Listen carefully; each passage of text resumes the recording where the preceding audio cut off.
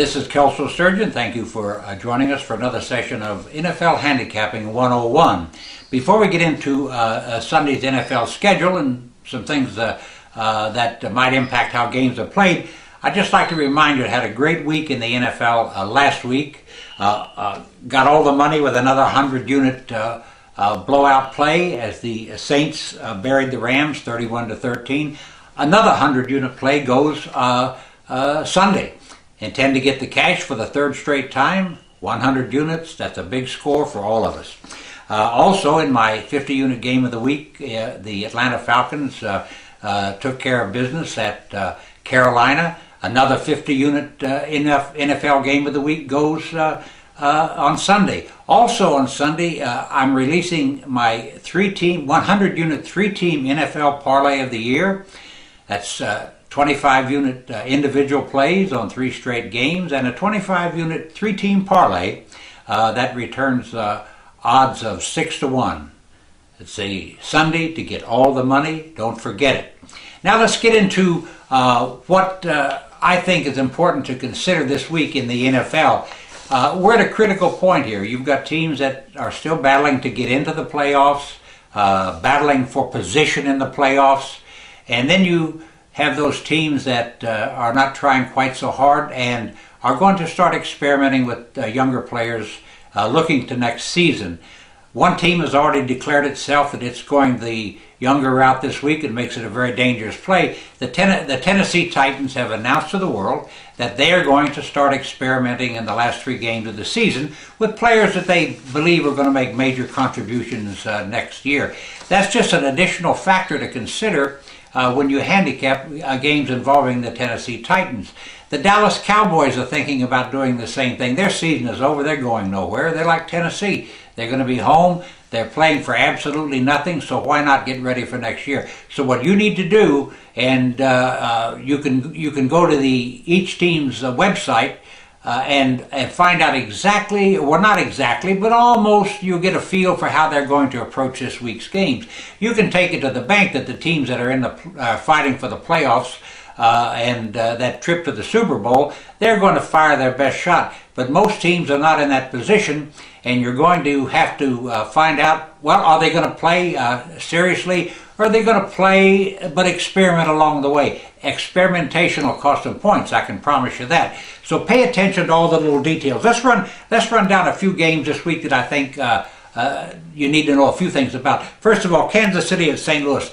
Kansas City quarterback Matt Castle will play this week at St. Louis, and boy, without him, Kansas City is dead. They got beat 31-0 last week at San Diego. You know, the Jacksonville-Indianapolis game is absolutely a showdown game. You know, you've got Jacksonville at 8-5 leading the AFC South. One game back is Indianapolis at 7-6. Jacksonville won the first game. This is a real tough call, to say the least. The number's very high, and I'm going to be honest with you, I would be quite tempted to take Jacksonville in this game, even if I thought they couldn't win it straight up. They're playing excellent football right now. I think you're watching the decline and fall of the Indianapolis Colts. So just a little hint there. You've got the Philadelphia Eagles at the New York Giants. Now, these teams are both 9-4 and fighting for first place in the NFC East. There's one thing, and they're equal in their ability. Believe me, these are 2 really good football teams. I'm very concerned about the fact that the Giants are coming off a chaotic weekend in which they had their game moved from Sunday to Monday because of all the snow-related issues at Minnesota. And I'm just asking a question. I may be right, I may be wrong. Can the Giants really bounce back from playing on Monday night and have the focus they need to beat a team as hot as the Philadelphia Eagles? Food for thought, and think about it. We have a situation that's exactly the same in Baltimore. We have the red-hot New Orleans Saints at the Baltimore Ravens. The Ravens come off a very tough and draining Monday night game at Houston. In fact, if you watch the game and listen to the announcers, who happen to be right for a change, the Baltimore defense was absolutely drained, completely worn out. And the question here is, can Baltimore, even though they're playing at home, bounce back off a Monday night game that was that difficult and be ready to fire its best shot against Minnesota. You just have to, you've got to study this for yourself, and it's one of those subjective factors that really is in play. And you've got showdown games. You've got the Jets in Pittsburgh. The Jets are fighting for their lives right now. They need to just shut up and play football. Here's a team that for a while looked like it was on its way to the Super Bowl, and now is fighting to get into the playoffs. I don't know whether the Jets have fallen apart, hit the wall, or what, but they'll be taking their best shot against the Pittsburgh Steelers. You can bet on that.